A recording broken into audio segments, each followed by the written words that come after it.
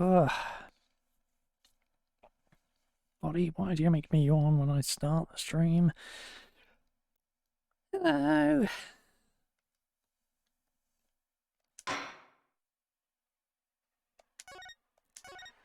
That sounds a little loud, but I know it isn't.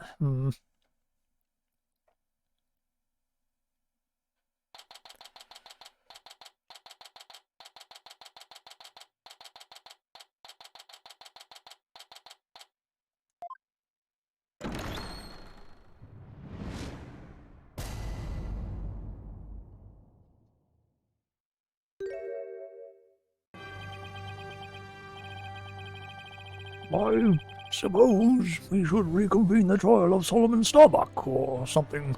Objection! Your Honor, could you please come out from under your bench? There are no more bombs, I promise. Oh, yes, my apologies. I'm still a little jumpy when it comes to trials involving bombs. I mean, first the courtroom exploded. And then Mr. Tonate self-destructed. I guess that's one way to describe what happened to Tonate. Anyway, it seems that Mr. Justice was seriously wounded by Mr. Tonate's actions. So you, Mr. Wright, will be taking up the defense? Do you have an understanding of what has happened in the trial so far? Yes, Your Honor. The defense is ready. Very well. Is the prosecution also ready?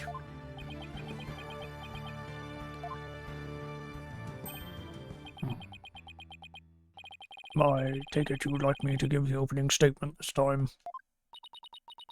Looks like the judge has become a pretty good mind reader. Well, he's certainly seen more than his fair share of colourful prosecutors. You could say he's something of a veteran of sorts. Let's see. In the previous part of this trial, we learned that the victim, Clay Terran, escaped from Launchpad 1 carrying the defendant, Solomon Starbuck. There were explosions on the second floor of the Space Center and on the rocket itself. The two astronauts used the Launchpad 1 corridor to reach the boarding lounge. And how could the victim climb down the ladder if he was carrying the defendant? That was the mystery that needed to be solved. But Mr. Justice proved that the victim was killed in the boarding lounge. Prosecutor Blackwell, were you able to discover any new facts related to this point? Upon further investigation, we discovered an oxygen tank fragment in the lounge. Surprisingly, it would appear that Justice Donner's argument was correct. So that means the testimony of the first two people on the scene are suspect. There were two people who claimed to be the first on the scene. But can we truly trust their statements? Let's see, the two people were Detective Candace Arm and Yuri Cosmos, right? You think that one of them might have given a false statement to the police? Yes, it's certainly possible. We might have to do a little more digging. And just as our team was about to cross-examine Detective Arm, the courtroom bombing incident occurred and the trial was put on hold. That accursed fellow. He killed my witness. He killed Detective Arm. Definitely put the kibosh on anyone asking her about what she saw. Exactly. In other words, the question of who killed the victim in the boarding lounge has once again become the main focus of this trial. It's obvious Prosecutor Blackwell still thinks it was Mr. Starbuck. Wright said that Blackwell has a thing against the astronaut. Nevertheless, the defense argues that there was a third person in the lounge, and that's who killed the victim. Objection! To make such reckless claims in a courtroom takes a bold man. Or a stupid one. There was no third person in the boarding lounge. Why have you gone doty already, old man? Objection! We'll see who's the dotard after I trounce you with my years of experience, little boy. In any case, Mr. Starbuck claims he saw someone leaving the lounge. Furthermore, a Space Center employee also saw a suspicious figure at the scene. They saw a third person?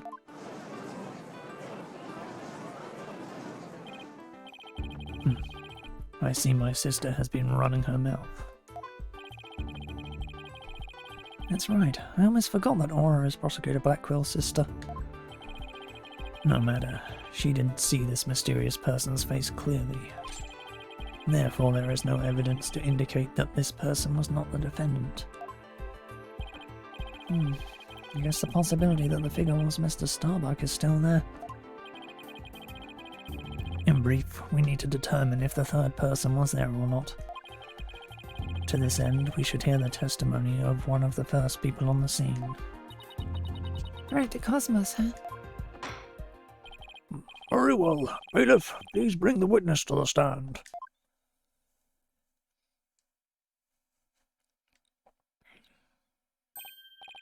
Why, I believe I've seen you before in the newspapers. Of course you have. Of course you have, for I am Yuri Cosmos, director of the Cosmos Space Center, which was of course named after me, Yuri Cosmos. Don't you have anything you wish to ask me? Looks like he's all geared up to do some bragging. 7 years ago I successfully launched the Hat 1 and...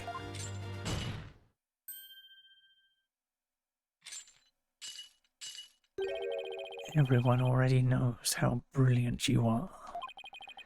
Even I am trying to hold back my tears at seeing such a great man standing before me. So could you please proceed directly to your important testimony?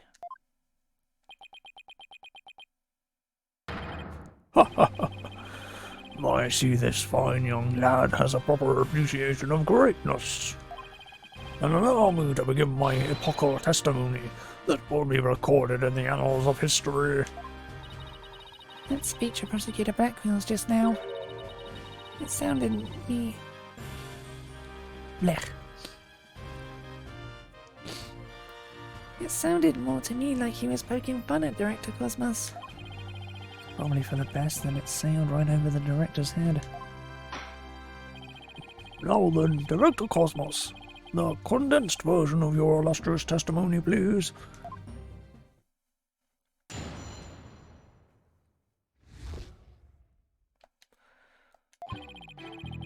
Detective Arm and I rushed towards the boarding lounge together. We went via the control room and peeked in from there to see what was going on inside. We saw a figure standing in the middle of the lounge and Terran lying on the floor. I hate to say it, but I can only imagine this standing figure must have been Starbuck.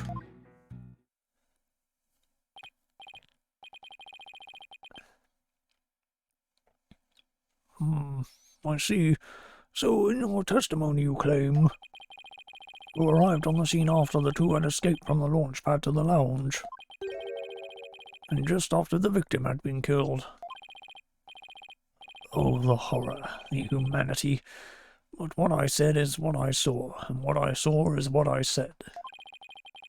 Courageous actions to take in the face of such terrifying explosions, wouldn't you say? To save my men, I went personally into the epicenter of danger,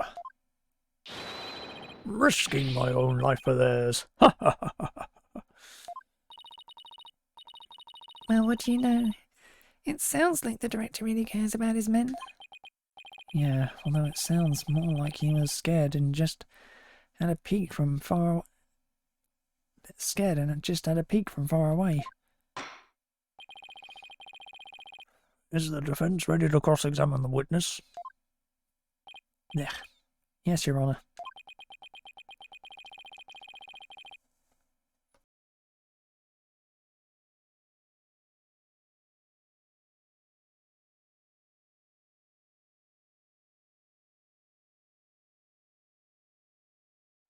Blech. Clear my throat out a bit. Director Cosmos' testimony is pretty vague. I'm going to have to press him and draw out more information before I do anything else.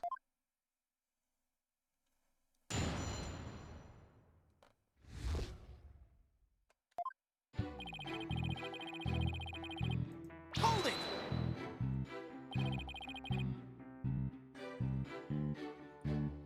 Where were you coming from? The 6th floor. We were making sure any stragglers who made their way to the 4th floor. It was then we heard about Starbuck and Terran and hurried to the 3rd floor lounge. Oh my. Galactic scooter here, of course. On my... yeah. Why do you keep calling it galactic? Does it have something to do with space? Of course. It's specifically designed to be used on galactic battleships. I see. Then I take it works in 0G2? Sadly, no. With the current state of technology as it is. I'm afraid it would just float about and be galactically useless. Well, that's a galactic bummer. I see.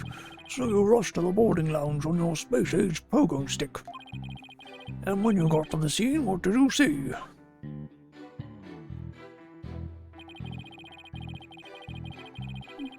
Hold it! I can already see one glaring flaw, but... let's see, according to this diagram... you didn't have to go through the control room to get to boarding lounge 1. It looks like you could have gone there from the southern corridor as well. Yes, but in her haste, Detective Arm rushed ahead of me toward the control room. All I could do was merely follow behind her. Let's see. So we peeked into the boarding lounge from the control room door and...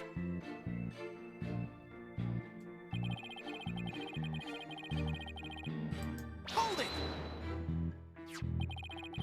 So you couldn't see who that figure was.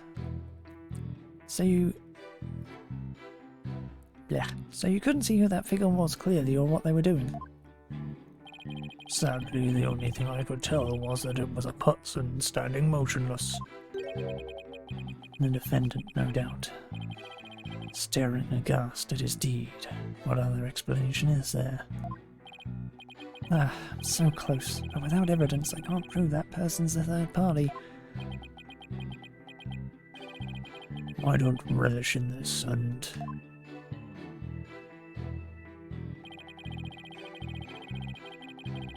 Hold it! Aura Blackwell also saw a suspicious figure in the lounge, but she gave the statement that it was too dark to see the person's face clearly.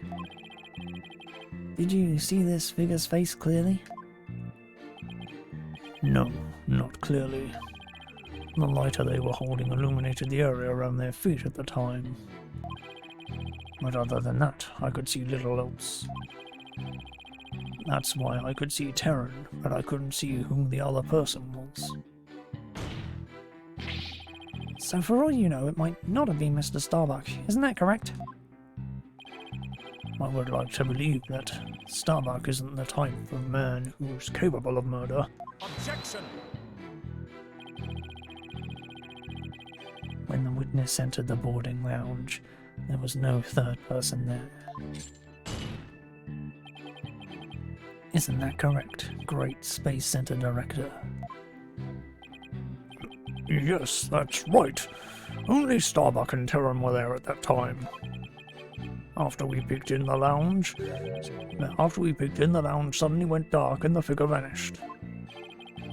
You mean they disappeared? That's odd. Objection! The reason the figure appeared to vanish is because it was the defendant. When the witnesses weren't looking, he fell to the floor and feigned unconsciousness. Hold it! Hold on, Director Cosmos, did you ever take your eyes off the scene? Just for a brief instant. About as long as it takes for a shooting star to go by. If you took your eyes off the scene, then this third person could have escaped during that time. But what escape route could this person have used? The direction opposite the control room, the southern door to the elevators. There's no security lock on that door, so it would have been possible to escape that way. Objection! All things are possible, right, Donna?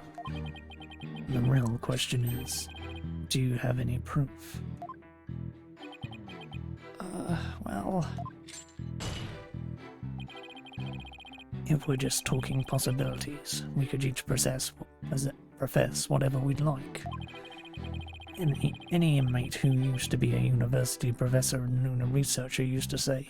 An inmate who used to be a university professor and lunar researcher used to say that there is a kingdom of little green men who live under the surface of the moon. As long as they don't punish us in the name of said moon for what we've done to it. But I say, where's your proof that this quaint kingdom exists? He's calling your theory a work of fiction, boss. And he's right, I don't have any proof yet. Still. The southern door was a possible escape route. I'd better make a mental note of that. Director Cosmos, may I ask you a question? Yes? Why did you look away from the boarding lounge? There's actually another tale of bravery behind the answer to that. It was when Detective Arms saw the figure and raised her gun. Being a great humanitarian and protector of mankind, I tried to stop her. What? You're saying Detective Arm raised her gun as soon as she saw the figure? I imagine her instincts as a detective told her they were the killer. I don't know about that. And were you able to prevent Detective Arm from firing her gun? I'm afraid I was too late. I was unable to stop her. She identified herself clearly and then... she fired 2 warning shots at the shadowy figure. This information about Detective Arm's actions sounds critically important. Please add it to your testimony. Detective Arm fired 2 warning shots at the figure. Hold it! Neither of these 2 shots hit the culprit. That is correct. The detective appears to have missed on purpose. But did she really? There's something about this that bothers me.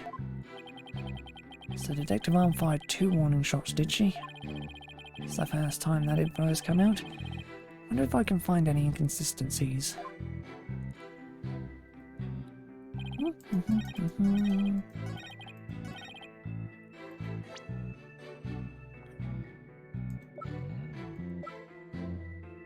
Objection! Are you sure you were really paying attention to what Detective Arm was doing? You doubt my words? Words that will someday be written down in history books? Somehow I don't think that those exact words will ever be written down in any history books. Mr. Wright, could you please explain yourself so that we can all understand? You say that Detective Arm fired 2 warning shots, and yet only 1 bullet hole was ever found at the scene. What? Only 1 bullet hole means that the gun was only fired once. And yet, Director Cosmos is saying Detective Arm fired 2 shots. No editor would allow such a glaring contradiction into a history book. Objection! Unfortunately for you, the witness's words are true. We confirm the 2 shots were fired from Detective Arm's gun. Objection! But there was only 1 bullet hole at the scene. Where did the other bullet hole vanish to?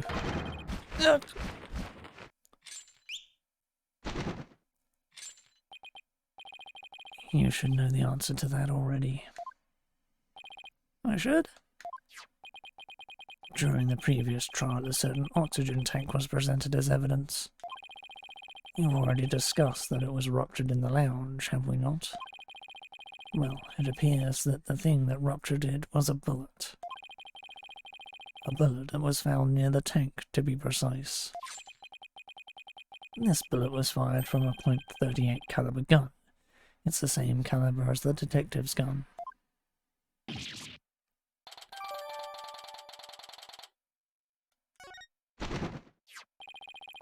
The rifling marks also match up.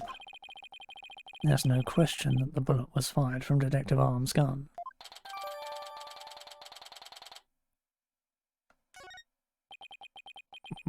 Rifling marks. They're like a gun's fingerprint on a bullet, correct? And examining the rifling marks on a bullet can tell us the gun it was fired from. One of the bullets the detective fired found its way into the holographic image display. The other bullet came to a stop near the victim's oxygen tank. The evidence confirms the director's statement that the detective fired 2 shots. My beautiful contradiction. Gone. All gone. So, the bullet hole was from a .38 caliber, huh? I'd better update the record.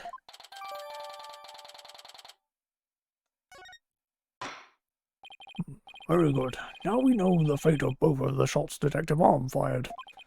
Mr. Wright, does that clear up all of your questions? Detective Arm fired 2 warning shots. One hit the holographic display and the other hit the oxygen tank. Does that really clear up everything about what happened at the scene? No, it doesn't. No, Your Honor, it doesn't. Detective Arm fired 2 warning shots from a .38 caliber gun. But that doesn't explain the existence of a certain piece of evidence found at the scene. A piece that points to the existence of a third person. Oh. Very well, but it won't do to keep us waiting, Mr. Wright. What piece of evidence suggests the possibility of a third person at the scene? Take that! And what is this metal pellet supposed to be? Just a little something of great importance we found at the crime scene, Your Honor. You found it where? In a floor gutter at the crime scene. It looks like the police and prosecution both missed it.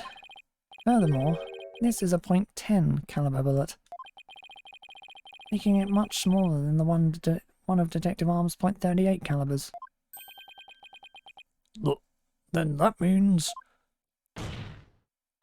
Exactly. One more person must have been there in the lounge. A third person who had a gun that could fire a .10 caliber bullets. And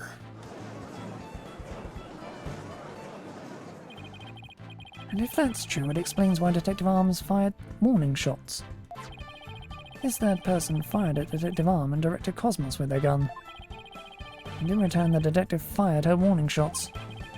Isn't that how it really went down to Director Cosmos?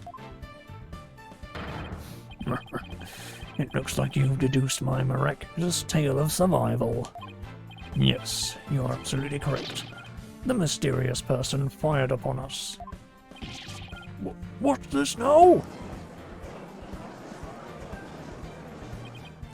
What? You never breathed a word of any of this to me before. Well, all great men have a secret or two, don't you know? Foolish old geezer. So Director Cosmos really has been hiding the presence of a third person all along. Director Cosmos, I want you to testify to the court about what you really saw. You may be a very great man, but in my courtroom you are just another witness. You won't receive special treatment here. Now please give back your testimony.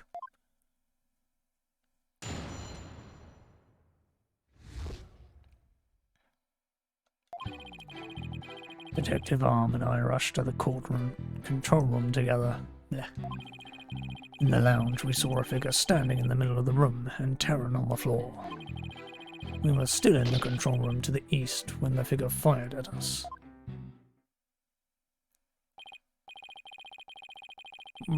Given that there was no third person in the lounge when the witness entered it, does this mean that the person who fired the gun had to have been the defendant? Not necessarily. It's still possible that it was someone else.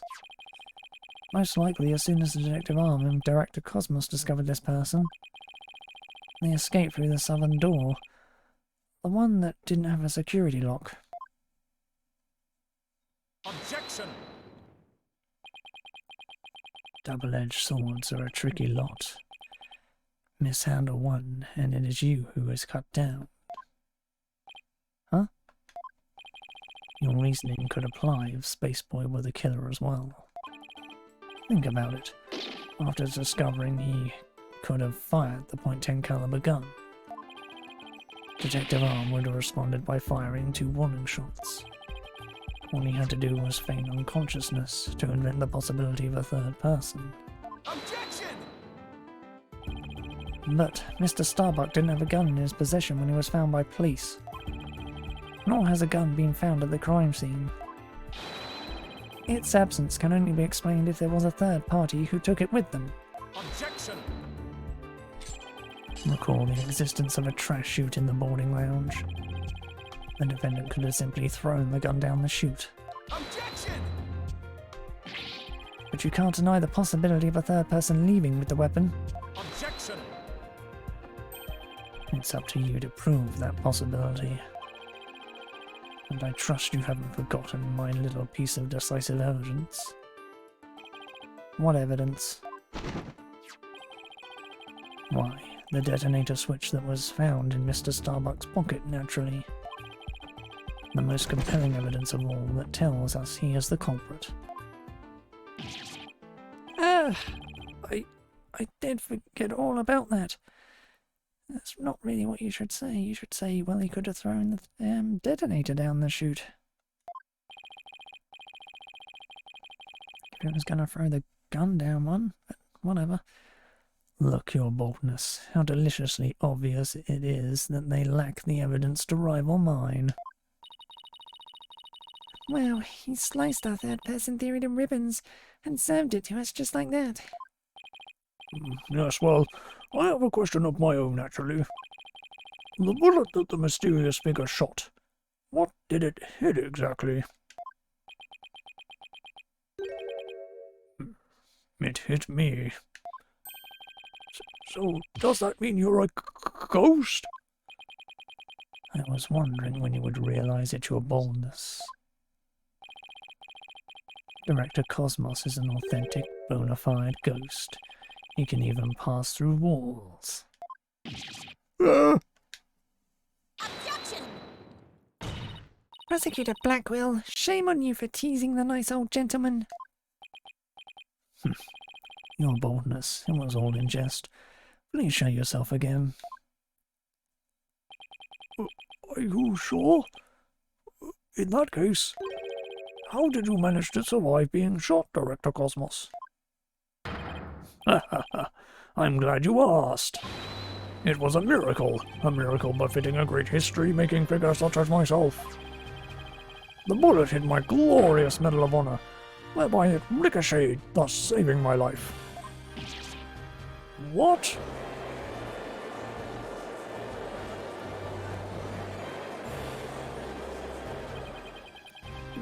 That's unbelievable. You have to check this out.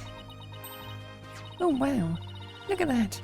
That's one extra Gaxia star. There's one extra Gaxia star. Blech. The odds are literally blech. The odds are literally blech. Oh, it's gonna be one of those days. The odds are literally astronomical. I guess it really was a miracle. It's beginning to really feel like the Cosmos is watching out for Director Cosmos. But why did you conceal this information, Director Cosmos? A great man, such as myself, has to hide things on occasion, no matter how much it hurts. It is the plight of the truly great. It may be hard for this generation to understand. I don't know, but it sounds fishy to me. What else is he hiding? Let's just cross-examine him and see what we can find out. Now then, Mr. Wright, your cross-examination, please.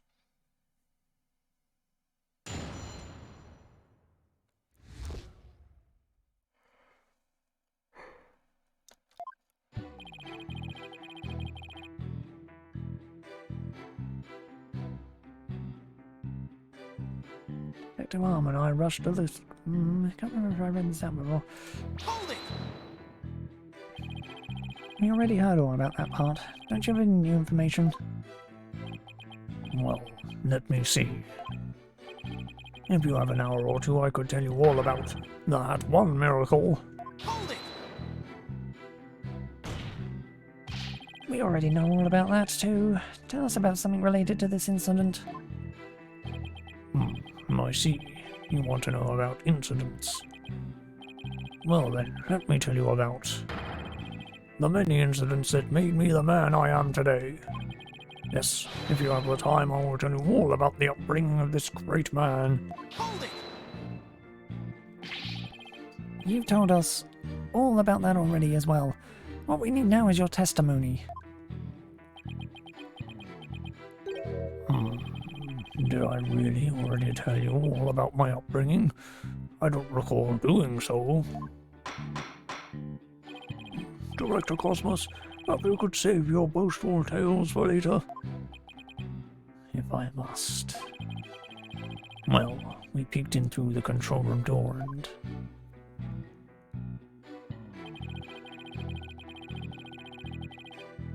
Hold it! But it was so dark you couldn't see this figure's face, isn't that right? Yes, the room was as dark. The room was as deep and dark as outer space itself. Speaking of outer space, during the Hat One launch several years ago... If it's about that Hat One miracle again, you can sod off and tell it to a stray mutt. Excellent idea. No reason why the animal, well, shouldn't hear of my greatness. And so they shall. But first, your testimony. What happened next?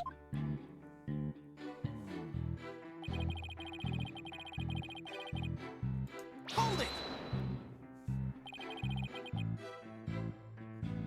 So in other words, you were fired at while you were at the control room door. That is correct. There's something not quite right about that. Director Cosmos, the bullet this person fired hit you. Isn't that right? Yes, it was a miracle. A miracle befitting a great history-making figure such as myself. The bullet the figure fired hit me while I was in the control room. But as the Cosmos would have it, the bullet bounced off my glorious Medal of Honor. In that case, the bullet should have wound up somewhere in the control room door. Okay, so Director Cosmos was in the control room to the east. And while he was there, he was shot at by someone with a .10 caliber gun.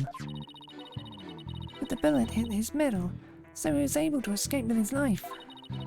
He's a very lucky man. No wonder people think he's great. Hey, I'm pretty lucky myself, so if he's a great man, then I'm the king of all cosmos.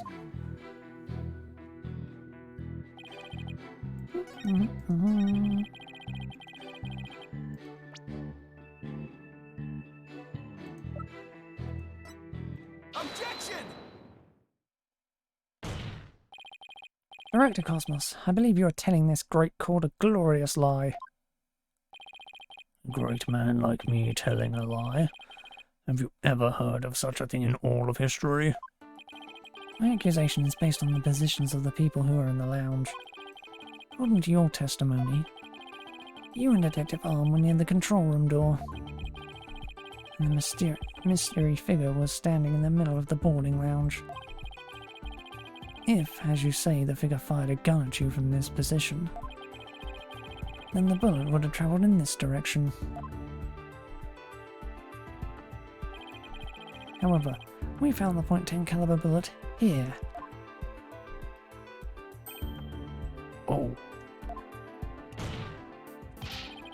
This trajectory and where the bullet was actually found contradict each other. Director Cosmos, where were you really when you were being shot at? Ah! Ladies and gentlemen, I present to you the human merry-go-round. Objection!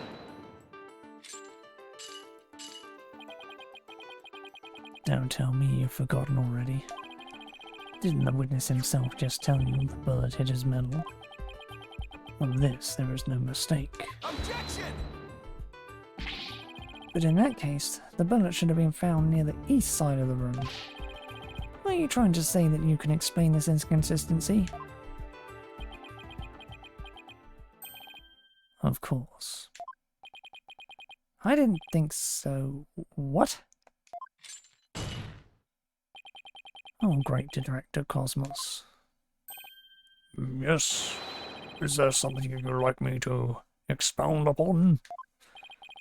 You were in fact not in the control room to the east, were you? You were looking into the lounge from the door to the south. Is that not right? Yeah! What are you getting at? Use your own brain. Your head must have some use other than housing that bird's nest. Bird's nest? Why does everyone pick on my hair? Director Cosmos and the detective witness a scene from the southern door. The killer fired at them, and that is why the bullet was found in the south. Ah, that makes sense, actually. Also, the witness being at the southern door is rather favourable for the prosecution. Huh? I've got a bad feeling about this. How about it, Director? If you don't tell the truth this time... Yikes! His handcuffs! You will become rust upon my sword. I relish the chance to cut down a great man. All right. I'll tell the truth. Just put your sword away. You are correct. I, the great Yuri Cosmos, was looking into the room from the southern door. What? That's the complete opposite of all the testimony he's given so far. And now you have lost your possibility that a third person was in the room. I have? How? The director and the detective were near the southern door. Meaning the killer couldn't have escaped through there. The western door required print recognition. The corridor beyond was filled with smoke. The only escape route left was the eastern control room door. And the only way to get through there was with Director Cosmos's fingerprints. In short, there would be no escape for any third person had there been one. Ah! My third person just disappeared, like in one of Trucy's magic tricks.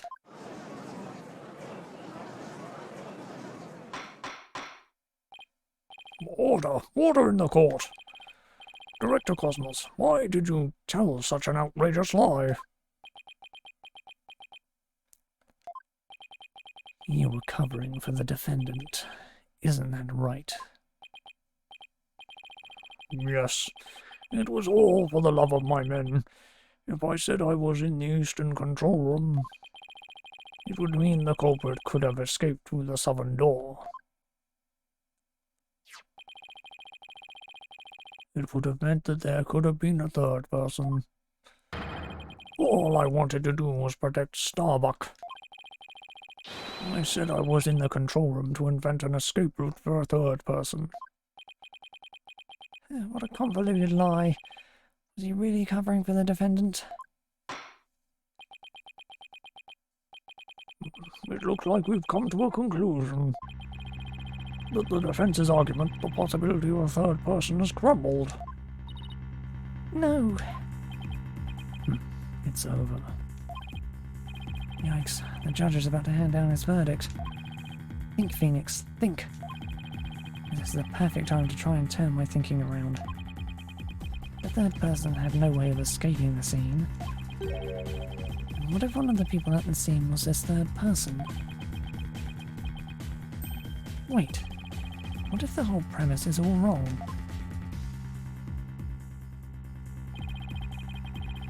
Director Cosmos said that he and Detective Arm rushed to the scene together. But what if that premise isn't true? What if one of them reached the scene before the other one? And if that person entered the lounge, then they would be the third person. The defendant is the only one who could have killed the victim and shot at the director.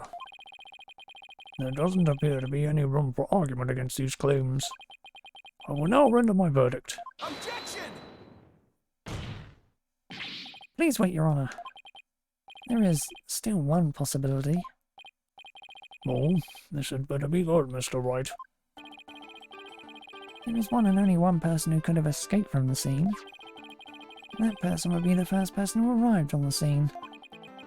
Then, upon entering the boarding lounge, the second person to arrive came via the southern door. That's why the first person fled from the room, using an escape route that was accessible only to them. Very well. Let's hear more about this theory. Who is this one person who could have escaped from the boarding lounge?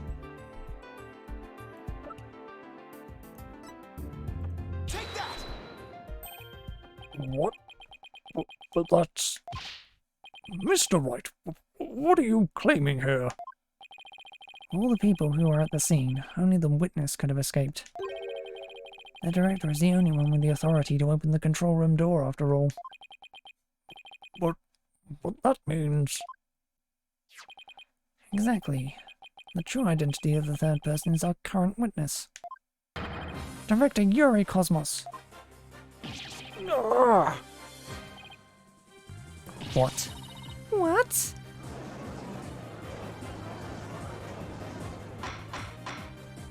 Order! Order in the court, I say!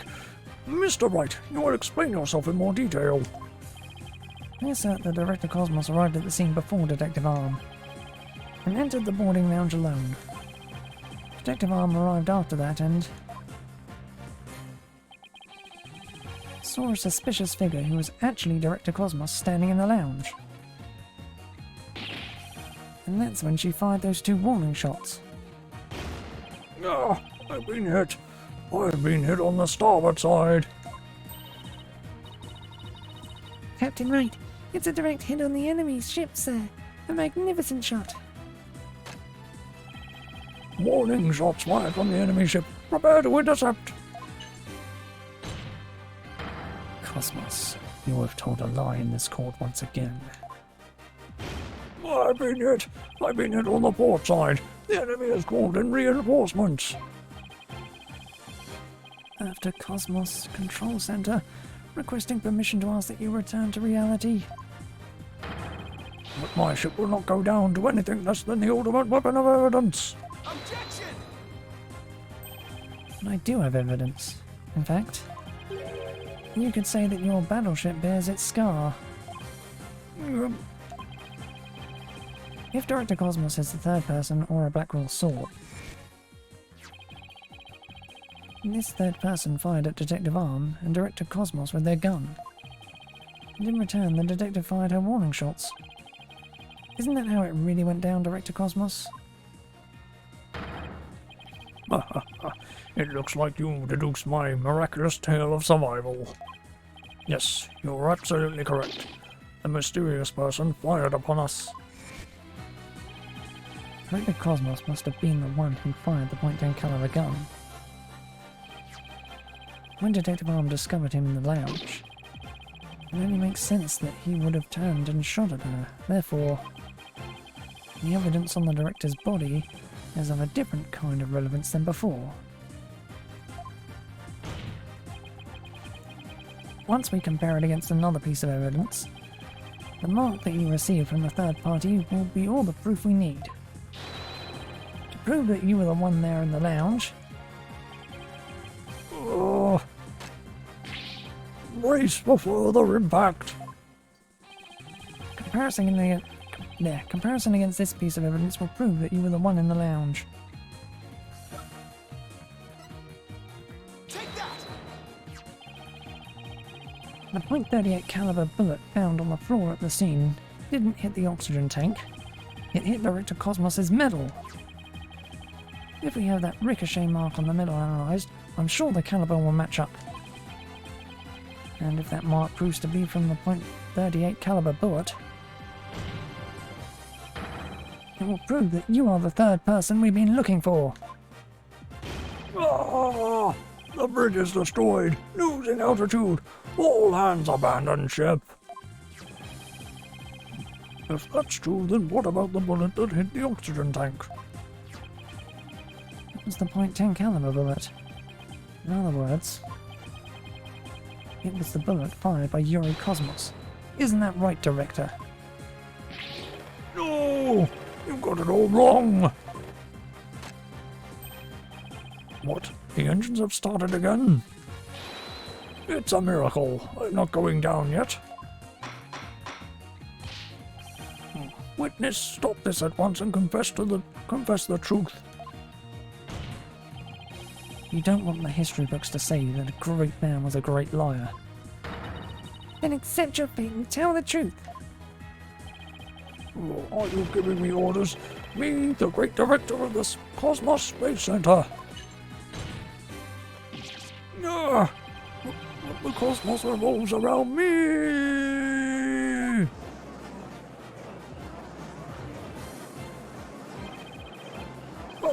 Someone get me off of this thing!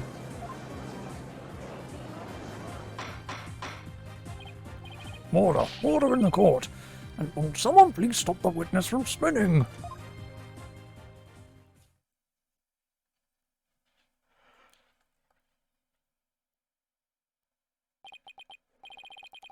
Ooh, thank goodness we were able to stop him from spinning off the face of the earth.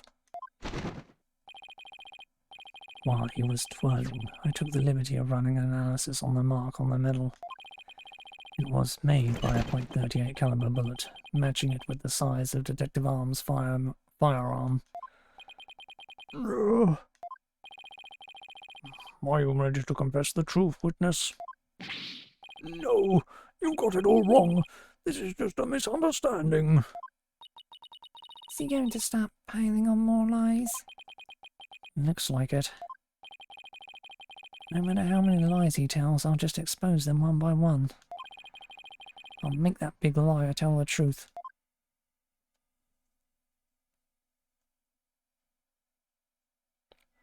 Well, that was quick. That'll be halfway through the goddamn trial then, won't it?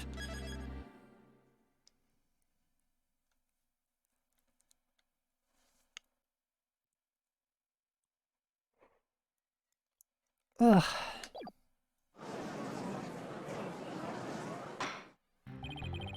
Director Cosmos, a new possibility has been presented by the defense.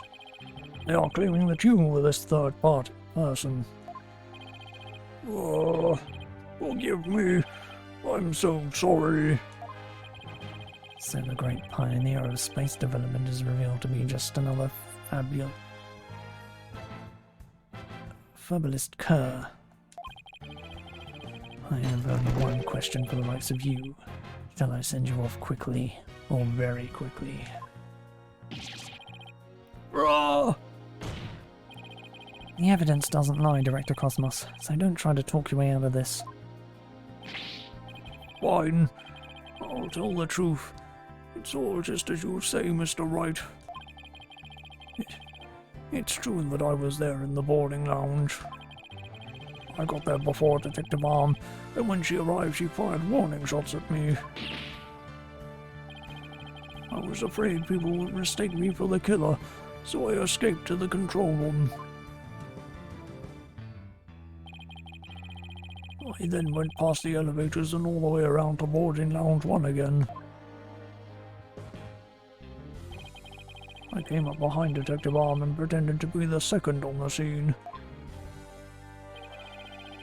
What a troublesome old man you are, with such convoluted deeds and thoughts. I see. So then, are you still insisting that you did not kill the victim? Of course I am. When I arrived at the lounge alone, I saw the true killer. The great Yuri Cosmos was a history-making witness. Hold it! Now hold on just one moment. We just proved a few minutes ago that the third person that Mr. Starbuck and Miss Aura Blackwell saw was you. No, it wasn't me. I saw the person as well. If I were the killer, why would I lie to cover for for Starbuck? I would just leave him to take the fall. That is an excellent point. All I wanted to do was protect Starbuck. I said I was in the control room to invent an escape route for the third person. Well, it makes some sense if he told those lies to cover for Mr. Starbuck. Still, a lie's a lie, Athena. So Director Cosmos claims he's not the culprit, but where's the proof? I just remembered. I have an alibi. Miss Blackwell said that she saw the killer at 10 AM, correct? Yes? And? Well, I was on the 4th floor helping with the evacuation effort. Ask any member of the staff you'd like. They'll corroborate me. The director is not fibbing to the court for once. I confirm that he has an alibi for the time specified. So, you're claiming that Mr. Blackwell saw the killer commit the crime first at 10 AM, and that you arrived at the lounge after that. Yes, but I believe the person I saw is the same person that Miss Blackwell saw. Although it was pitch black, so it was more of a shadowy figure and less of a person. And I couldn't actually see their face, but it was definitely the silhouette of an earthling. As long as he has an alibi, can't very well claim to Director Cosmos was the killer. No, we can't. And again, maybe we don't need to yet. I wonder if he was really covering for Mr. Starbuck. Your Honor, the defense moves to have the director testify about the person he saw. Very well. Director Cosmos, your testimony, please.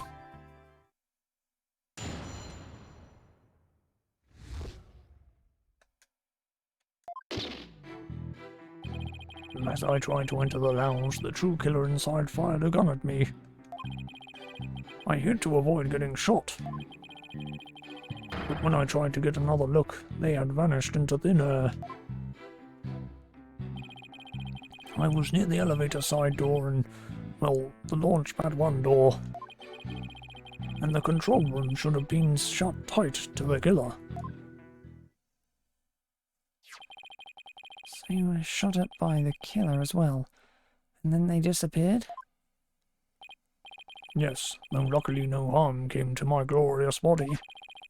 Unfortunately, the bullet hit Terran's oxygen tank. I know because I heard a pang. That must have been the sound of the tank being ruptured. Wait, but I thought the bullet hit his middle. That was Detective Arm's bullet, remember? Right, what a mess this is turning into. So let's see. Director Cosmos is claiming that he found Mr. Terran and his killer. The culprit shot a .10 caliber bullet at him. Right, but it actually hit Mr. Terran's oxygen tank and ruptured it. And then the killer disappeared and the director went into the boarding lounge. And Detective Arm caught up and fired those warning shots at him. Judging by his medal, it looks like one of them almost took him out. 2. There. Good summary, but that doesn't explain where our mystery killer went. Director Cosmos, I was wondering if you could elaborate on when the figure disappeared. I'm ashamed to admit I tried to hide myself when I was shot at, but When I peeped back into the lounge, the real killer was gone. I rushed into the lounge straight away to investigate. But what I found was Terran with a knife in his chest, and Starbuck out cold on the floor. So we have a culprit who vanished from a scene that had no escape route. Vanished without a trace. It's truly like one of the great mysteries of our cosmos. Silence. A riddle of the ages indeed, but I'd rather know how a fibbing leech such as you can be lauded as great. A great man is always misunderstood in his own time. But he must remain true to himself, even if those around him don't understand. Well, that might be the first true statement he's said all day. But how do you suppose this person managed to vanish so suddenly? Simple, because it was Space Boy himself. When he was spotted by the director and Aura, he quickly feigned unconsciousness. That would certainly take all the mystery out of the idea of a vanishing culprit. I want to raise an objection, but I don't have any counter-evidence. Dr. Cosmos, when you saw this person, did you also see Mr. Starbuck on the floor? No, because it was as dark as a black hole in there. I didn't see Starbuck until the other person vanished and I entered the room. That wasn't exactly helpful. I'm prepared to accept your surrender, Wright, Donna.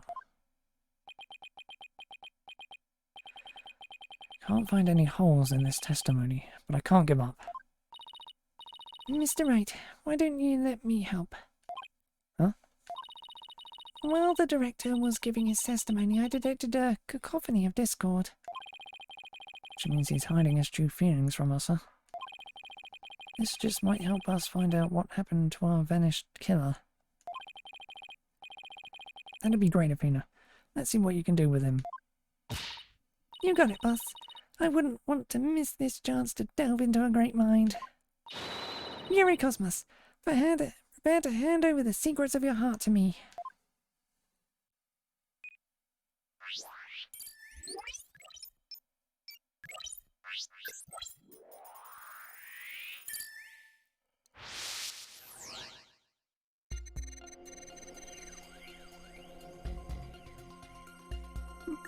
As I tried to enter the lounge, the true killer inside fired a gun at me.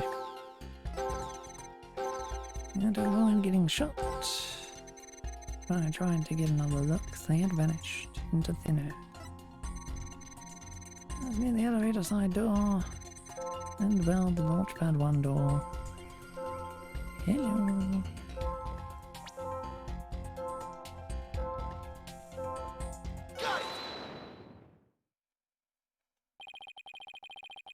Correct me if I'm wrong, but you seem to be afraid of the launchpad door.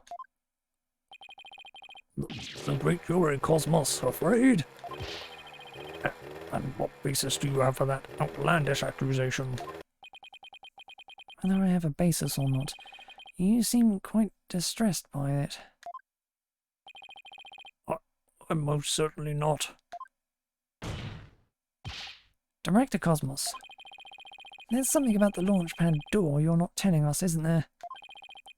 No. Oh, he's speechless. It looks like you hit the nail on the head, boss. It's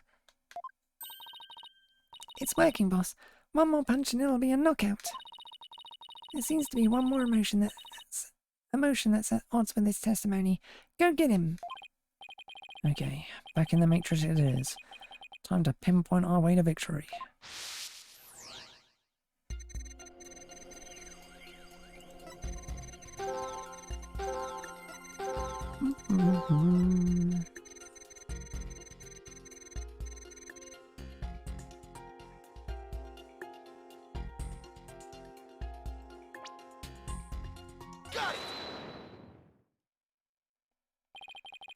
You must have thought it was very strange that the killer vanished into thin air.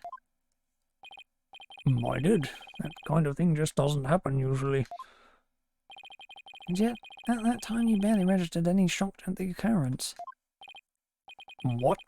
Why are you... I can only think of one reason as to why you weren't surprised by the killer's vanishing act.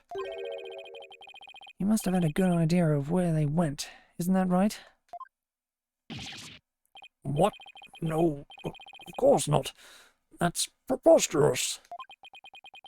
Only I can enter the control room. And the area beyond the launch pad door was filled with smoke, making it impossible. And as for the southern door, I was standing right there. So there was nowhere for the killer to run to. Maybe, or maybe not.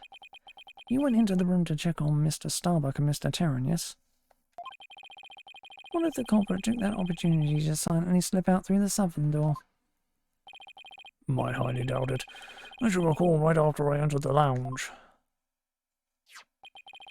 Detective Arm came rushing towards it herself via the southern hallway.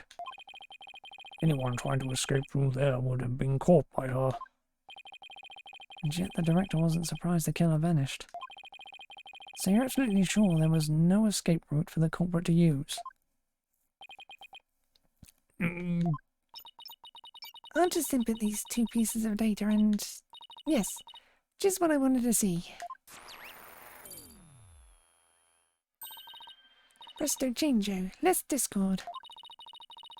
It looks like we're on the right track. Thanks, Athena. Now to make sense of what we've learned. Director Cosmos wasn't surprised that the culprit suddenly vanished from the lounge, which points to the possibility that he knew where the killer had escaped to.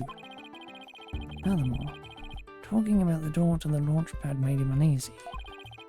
In other words, he's probably hiding something about the launch pad 1 door. When we put those 2 pieces together, only one solution to this puzzle comes to mind. Director Cosmos, did the real killer escape through here?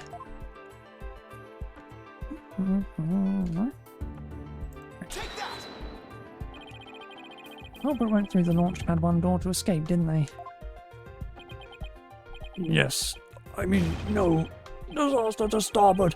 We're going to crash into an asteroid. And Master Tactician, you are not. But the area beyond that door was filled with smoke, wasn't it? True. But this is still the only logical answer there is. We can just figure out what the director is hiding about the Launchpad 1 door. We should be able to iron out the logical inconsistencies. But that door requires fingerprint recognition. Only Starbuck, Terran and I have access. I don't see how the killer could have opened that security lock, do you? That's an easy one. The killer was right there in the boarding lounge, meaning... there's a way you could have easily gone past that security lock. Come to think of it, we did examine the prints on the fingerprint recognition device. I propose that the killer use this person's fingerprints to get past the security lock. Take that! That's... Mr. Starbuck was lying unconscious there in the boarding lounge. Anybody could have easily gotten past the security lock by using Mr. Starbuck's prints. And actually, Mr. Starbuck's prints are exactly what we found on the device's screen. Ah! Looks like he does have something to hide about the Launchpad 1 door. And I'm betting it's got something to do with the culprit's escape route. But I don't have enough information to see the whole picture yet.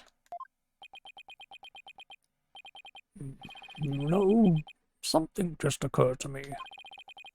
Would you like to hear it? Huh? Oh yes, by all means. There's a security camera in boarding lounge 1. Right, the one that recorded the victim and the defendant. What about it, Your Honor? If the true culprit escaped into the Launchpad 1 corridor, then that might be recorded on the security footage as well. Then the mystery would be solved. What do you think of my logic?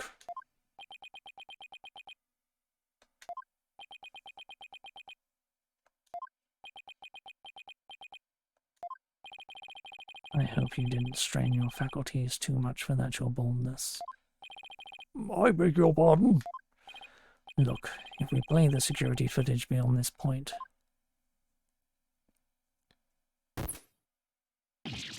Oh my, the footage cuts off.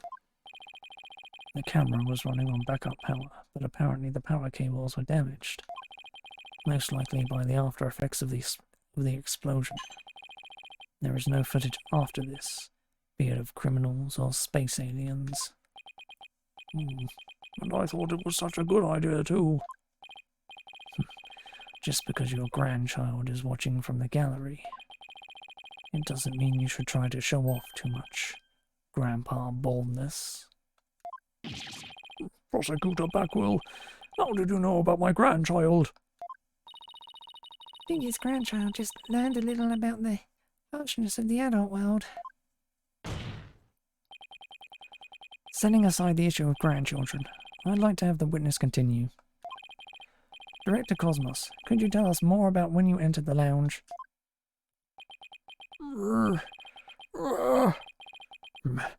If I must...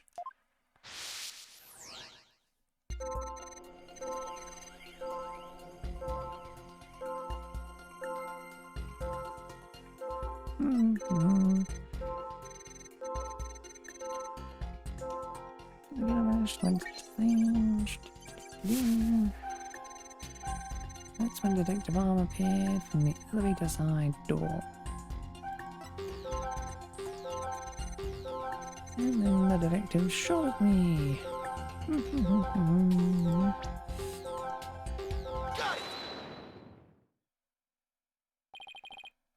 Director Cosmos, why were you so surprised when Detective Arm found you, and again when she fired? Isn't that a bit unnatural?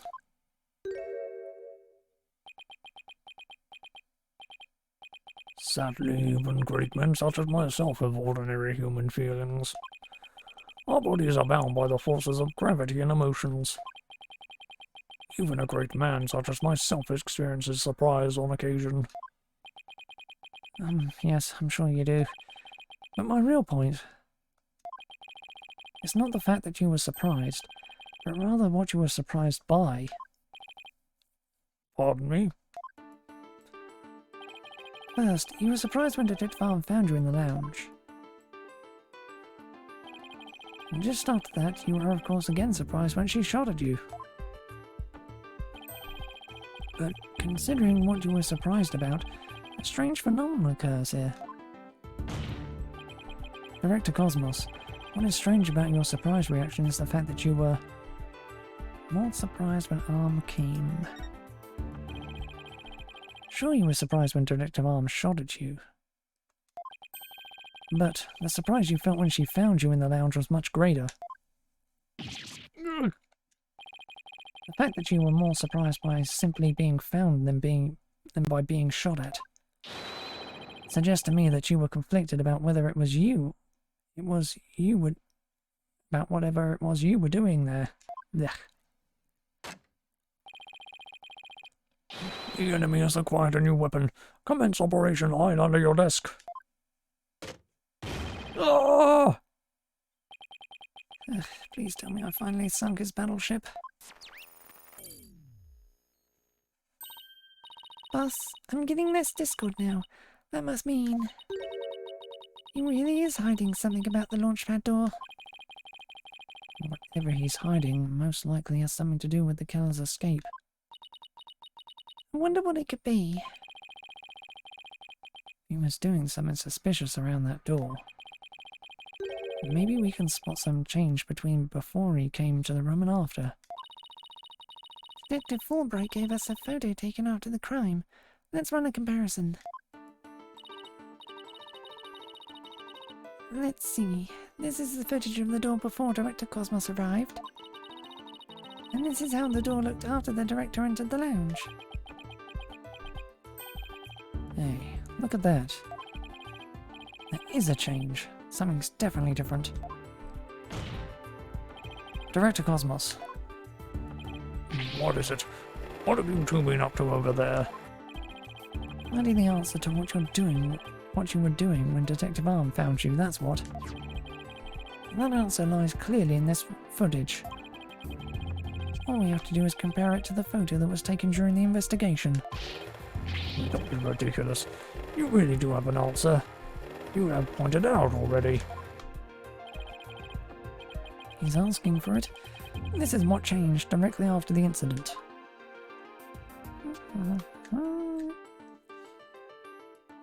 Take that! The answer is this knob.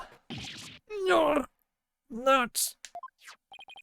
Your Honor, please take a look at this footage. Let's see. Take a look at the knob next to the launchpad door. As you can see, it's horizontal. Yes, it is, isn't it? However, when we investigated the scene of the crime yesterday, the knob was vertical. And what does that mean? Means that sometime between before the director arrived and after, someone turned this knob.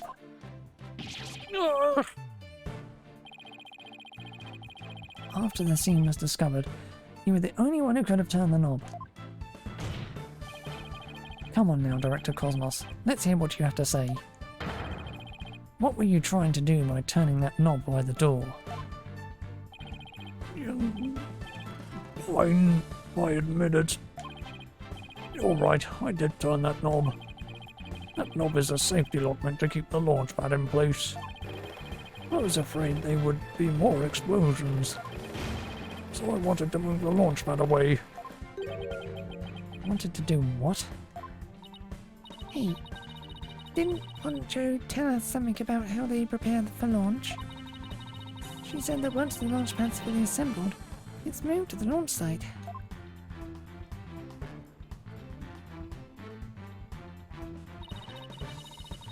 But the safety lock in the boarding lounge has to be disengaged first. Guess that clears up what that knob is for. Oh, so if the killer escaped into the launch pad one corridor, maybe they were transported along with the launch pad to the launch site. I don't think so. The launchpad 1 corridor was filled with smoke. I don't think they could have escaped through that corridor. So then, where did the killer escape to?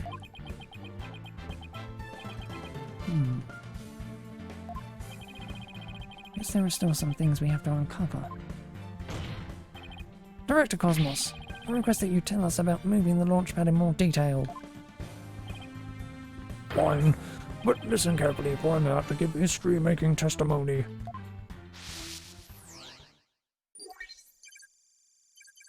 I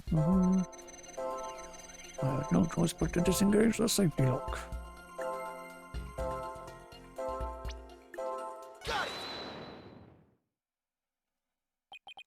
I had no choice but to disengage the safety lock. You make it sound like you were reluctant to do so. And yet when you did, you felt some joy, as if you were very pleased with yourself. Ugh. How did you do it? How do you know everything as if you were there? Pretty impressive, isn't it? This is the power of analytical psychology. So, care to explain why you felt joy when you disengaged the safety lock? When I think back on the facts we've discovered up to this point, I have to believe that you were trying to fulfill some hidden agenda. Ugh. How do you know about that too? Because I'm more or less a pro at guessing. But you have no proof that I haven't had a hidden agenda. And even if I did, I would never ever tell you, so there. I know they say people regress as they grow older, but you, sir, take the cake. And how could you doubt a man with such great intensity, intelligence, and integrity? Silence! You, a man of integrity. Don't make me laugh. Prosecutor Blackwell? What came over him all of a sudden?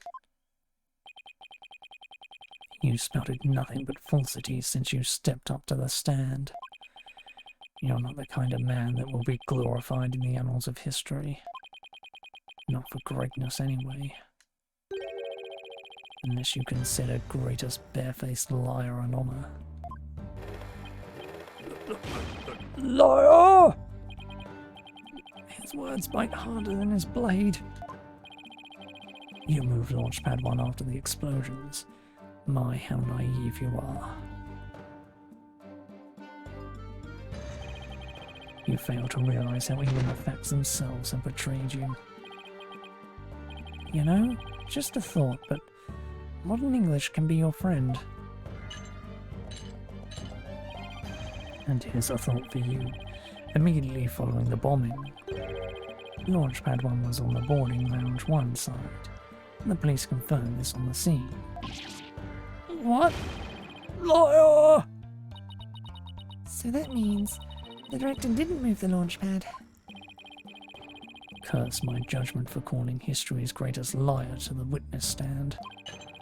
Let us leave him to indulge in his lies and war games to his heart's content. Liar! Objection! It doesn't make sense. You can't deny that someone turned that knob. Once the safety lock was released, I'm sure the pad must have went somewhere.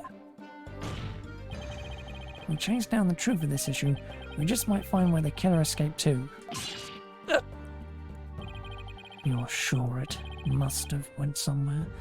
We just might find out? Your arguments are nothing but conjecture, bluffing and wishful thinking. Stop chasing your fantasies and see reality for what it really is. Or are you not man enough to, boy?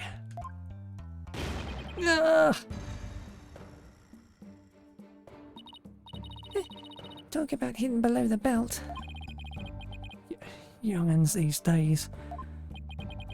I don't understand it. I'm sure Director Cosmos must have moved the launch pad. The knob was definitely turned after he came to the lounge. The launch pad is right where it's supposed to be. Wait a minute. Maybe I have it all backwards. What if the director turned the knob not to move the launch pad away, but to bring it back to where it was supposed to be? What are you blathering about? What if the launch pad was at the launch site before the incident? And then after the incident, Director Cosmos moved it back to its usual spot? All he had to do was turn the knob to call the launch pad back. And it would be right where the police found it.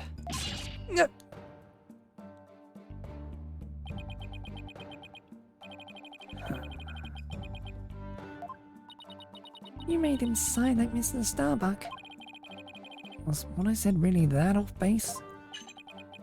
It pains me to have to explain how wrong your own logic is to you, however. Our great liar turned the knob only after he discovered the crime scene. Indeed, the pad existed beyond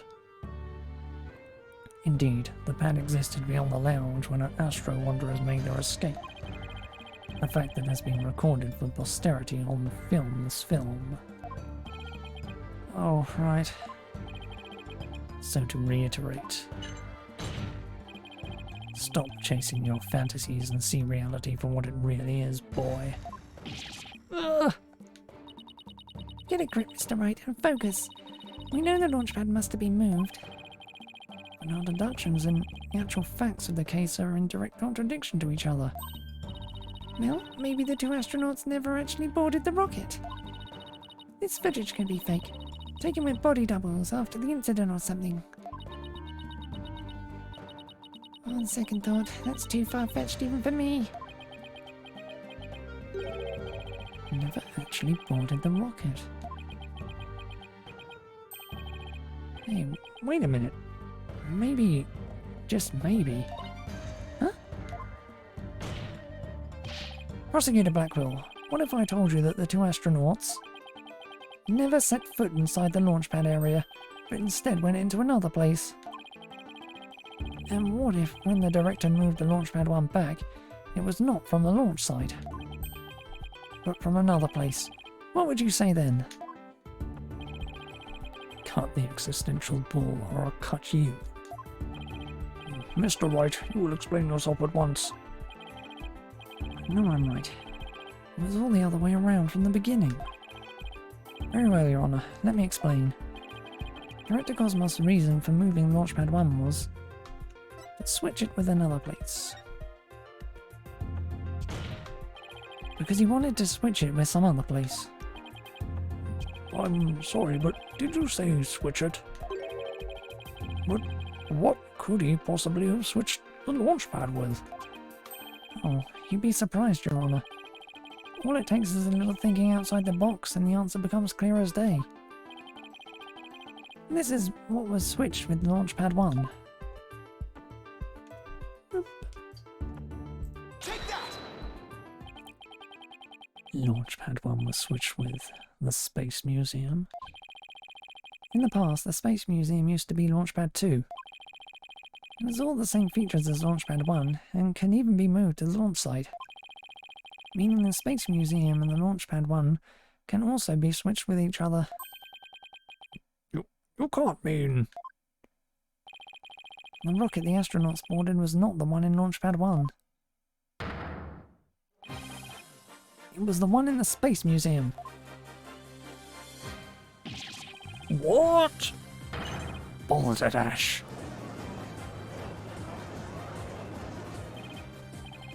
And yet, it's the only explanation that accounts for every riddle and inconsistency. This is how the Space Center was just before the incident.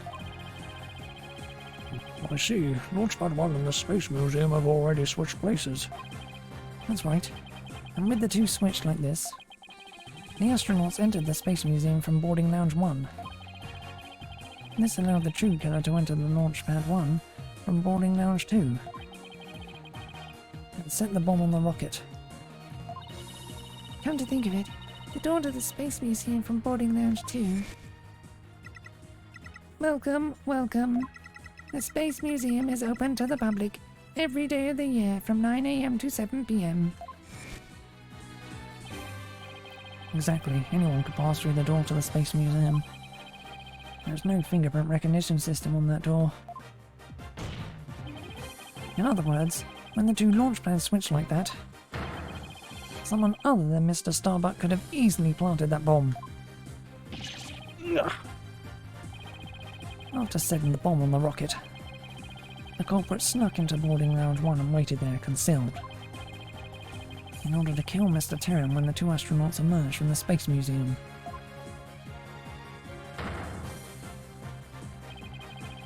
Recall that Miss Blackhole, Mr. Starbuck, and the director all saw a suspicious figure, who we can suppose, after killing Mr. Terran, made their escape into the Space Museum.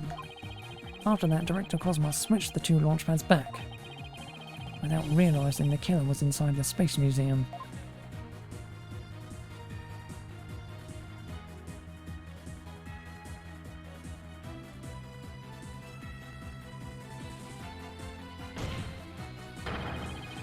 The killer then left the Space Museum and made a clean getaway. Right, Donna. I see you know how to handle a sword and handle it well. Perhaps I should call you Swords Master Bluff. I'm a seasoned warrior who's cut down many a prosecutor. Silence! But unless you can prove your theory, it's no better than a rusty sword. That's right. You have no proof I switched the launch pads. Somebody needs a better anger management counselor. The launch pads really were switched. There might be a record of it somewhere. At this point, Launchpad 1 and the Space Museum were switched with each other. So the corridor beyond the door should be the one that belongs to the Space Museum. Let's see, this is an image of the Launchpad 1 corridor. Do you see anything different when we compare it to the security footage? Huh? That number on the floor. Well, what do you know? Looks like we have proof after all, Prosecutor Blackwell. And if this is just another bluff... Oh, don't worry, it's all right here. Right in this footage. Proof that beyond this door, is the corridor to the Space Museum. Very well then. Answer this for me if you would. What in this footage proves that the corridor belongs to the Space Museum? That number 2 back there. Take that! There's a 1 on the floor of the Launchpad 1 corridor. But take a look at the floor of the corridor in the security footage. Do you see any number on the floor behind the astronauts? Doesn't look like a 1, does it? That's because what you see is actually part of a 2. What? Why is it a 2 and not a 1? That's because the corridor you see is the 1 to the Space Museum.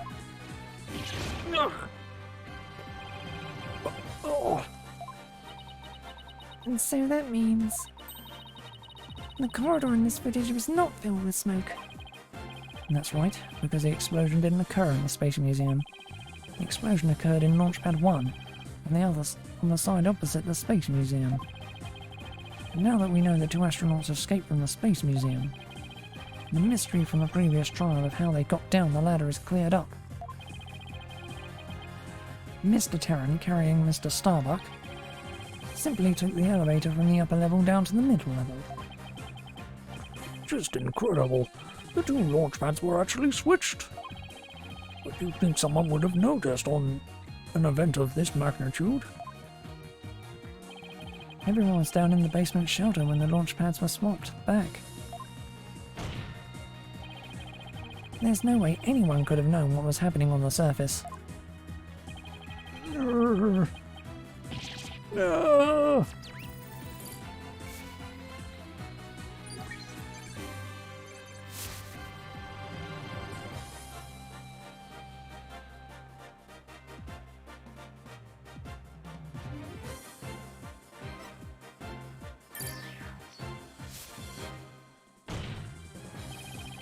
No more lies, Director Cosmos. It's high time. You told us the truth.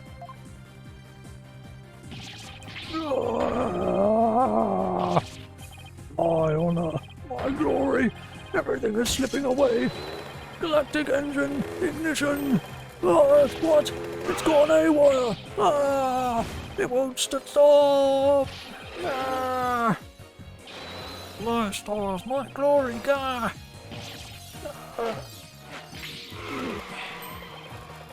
No, not that way. No.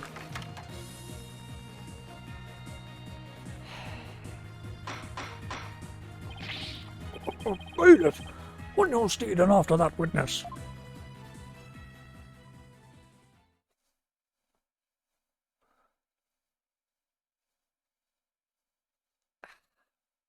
My leg is itchy. I see we managed to retrieve you before you came to any bodily harm. Director Cosmos, do you admit you switched the launch pads?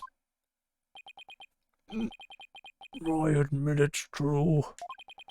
I switched Launchpad 1 for the Space Museum. It is good to hear words I can believe for a change. Before you do, Your Honor, 2 things. First, we don't know if Mr. Terran had prior knowledge of the switch. As for Mr. Starbuck, he was unaware of his surroundings thanks to his medication. Either way, Mr. Terran would have realized the instant he stepped into the Space Museum. Then it had been switched with Launchpad 1. So my first question is, if the Space Museum was perfectly fine, why did Mr. Terran feel the need to put on such a dramatic display? As for my second question, I'd like Director Cosmos to tell us why he switched the 2 launch pads to begin with. Please, I can't. I exercise my right to remain silent. But I will say, my hands were tied. I was only doing what I could to keep my men from getting caught in that blast. Director is terrified. He must have one heck of a reason for not wanting to explain why. Probably not a good time to try to pry it out of him, huh? Excuse me, but would you mind if I picked up my stars? Without my badge of rank, I'm nothing. I don't see why not. Bailiff, help the director retrieve his stars.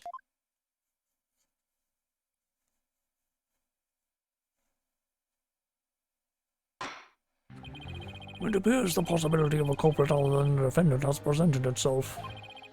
Mr. Starbuck, is there anything you wish to say? I don't get it. Don't get it? What don't you get? Director, why did you do all that? From the very beginning you never meant to launch a go-ahead, did you? You tricked us? Mr. Starbuck. Starbuck, my boy. I'm sorry. I can't tell you the reason why. I had to do it to protect the Space Center. Director! Will I ever get the chance to go into space again?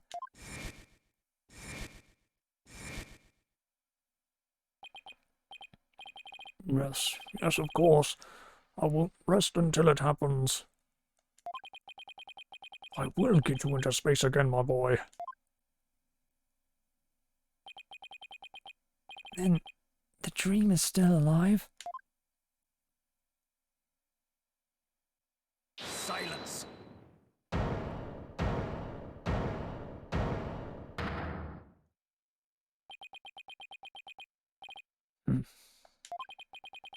You're not going into space, Starbuck. But prison. I won't have it any other way. Why are you so hung up on him? Yes, I accept that the launch pads really were switched. And if there were a third person at the scene, I suppose they could have escaped. But I've yet to see proof of this third person's escape via the Space Museum. Oh, that's a good point. He's right. I don't have any proof. Starbuck, you will spill everything you know. What? Me? Where did you get those bombs? Tell me now. If you don't, my blade shall feast on your blood.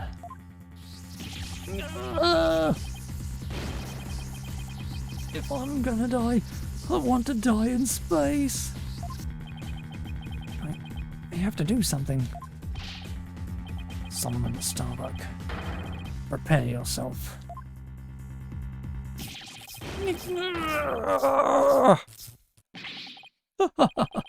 No, you know violence isn't the answer, Prosecutor Backwell. That annoyingly cheerful laugh. It could be none other than... Champion of righteousness, Bobby Fulbright here. In justice we trust. Detective Fulbright. Sorry to keep you waiting, Mr. Lawyer. I hope I'm not too late. I don't believe we had an appointment. I tried to hurry, but I ended up helping a little old lady cross the street. And then I had to break up a catfight. I tell you, justice sure is a full-time job. Was it a fight between cats or... why are you here again? Because the defendant isn't the culprit, and I came to make sure that justice is served. I don't have any idea what you're talking about. All right. I always thought you were a bit touched in the head. That you finally succumbed? Nope, but it looks like you've succumbed to this phantom of yours. Open your eyes and let the evidence of justice uncloud your judgment. What evidence? Come to think of it, you did say something about finding us some evidence. Thanks, you two. I feel a lot better now that I've been able to get that off my chest. I'm gonna work extra hard to find that perfect piece of evidence for you. I didn't think he was serious, though. So, what is it, Detective? Is it something that will prove Mr. Starbuck innocent? It is indeed. Have a look at this. What's this? A lighter? That's right, a lighter thought to have been used by the culprit, no less. The Space Museum's cleaning robot picked it up. It has the victim Clay Terran's blood, along with his killer's fingerprints on it. What?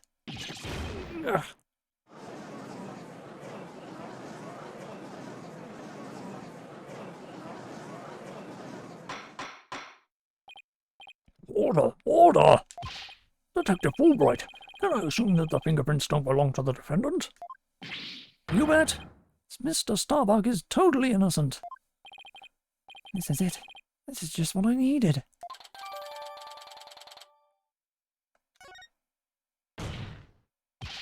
Your Honor, this is decisive evidence that supports the defence's earlier claim. Explain yourself, Mr. Wright. With pleasure, Your Honor. Recall where this lighter was found.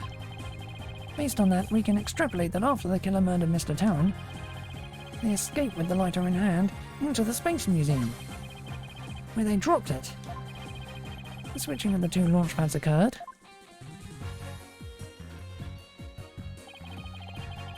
And finally, the killer left through boarding lounge 2 and made their escape. Meanwhile, Mr. Starbuck was found in boarding lounge 1 after the murder. A fact that Director Cosmos has testified to. Therefore, Mr. Starbuck couldn't have possibly been the one to drop the lighter there. Silence. But the defendant had free reign of the area until Director Cosmos appeared. Would he not have dropped the lighter in the Space Museum during that span of time? Objection! You'd like that to be true, wouldn't you? But Director Cosmos testified that right after he saw the mysterious figure with the lighter, he went into the lounge and found the unconscious Mr. Starbuck. In other words, Mr. Starbuck wouldn't have had the time to double back to the museum. No, Prosecutor Backwell. This lighter could only have been dropped by the real killer. Most importantly, Mr. Starbuck's fingerprints were nowhere to be found on this lighter. I think you understand what this means, don't you? This piece of evidence unequivocally proves that Mr. Starbuck wasn't the culprit.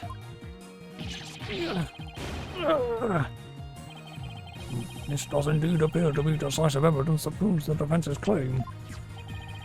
As for the remote switch that was found in Mr. Starbuck's pocket, we can assume that it was planted by the killer on the unconscious Mr. Starbuck. No, there must be some mistake. Frankly, Prosecutor Blackwell, I've been worried about you. You've been chasing this phantom for 7 whole years. I understand your urgency because tomorrow... Silence.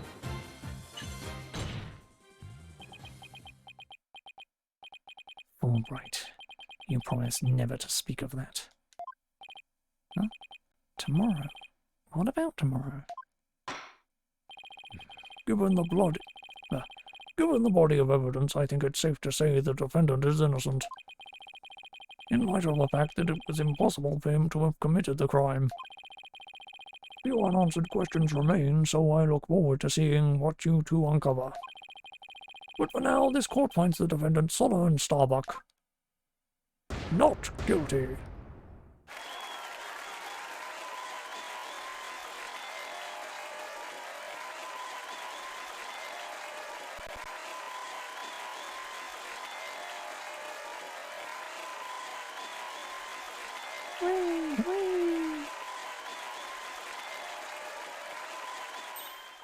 Yes, we did it, Mr. Wright. Looks like we pulled it off somehow, huh? With some help from Detective Fulbright. Mr. Wright, Miss Sykes, thank you, and please thank Apollo for me too. You are all the best. You all are the best. There. I wish we could tell Apollo about Mr. Starbuck's verdict right now. Yeah, me too, but that's gonna have to wait. Now that a verdict has been reached, I'd like to bring today's trial to a close. Court is adjourned. Objection!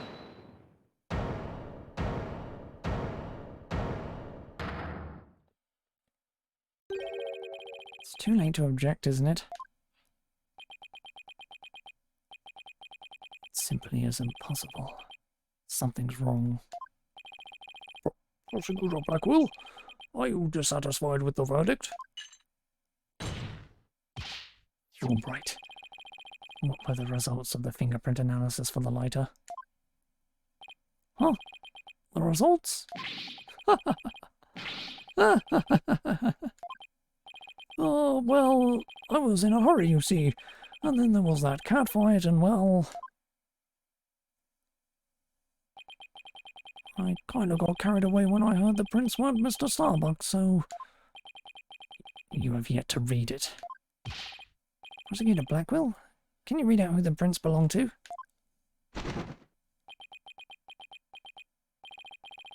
On thorough analysis, the fingerprints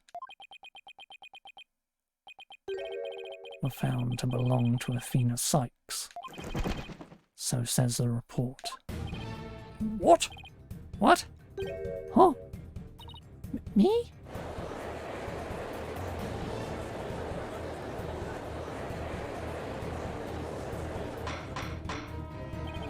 Order, I say! Order!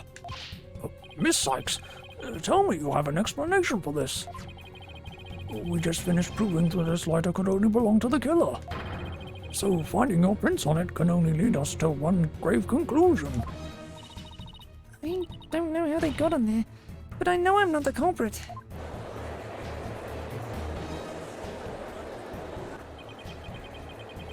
This can't be happening. We built up our argument piece by piece. I don't think any of our reasoning was faulty. So how could it have led to this?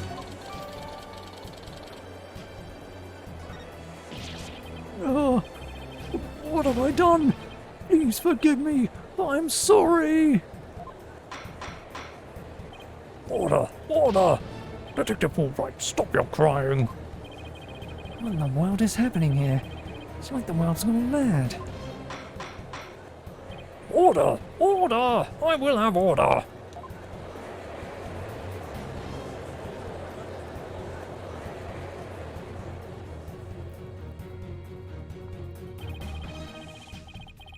Confusion spiraled into utter chaos.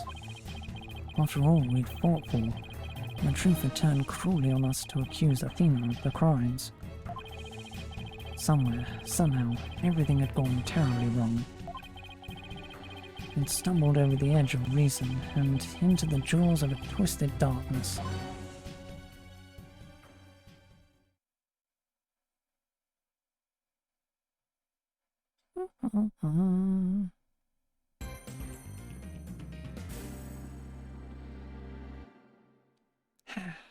And we're at episode 5.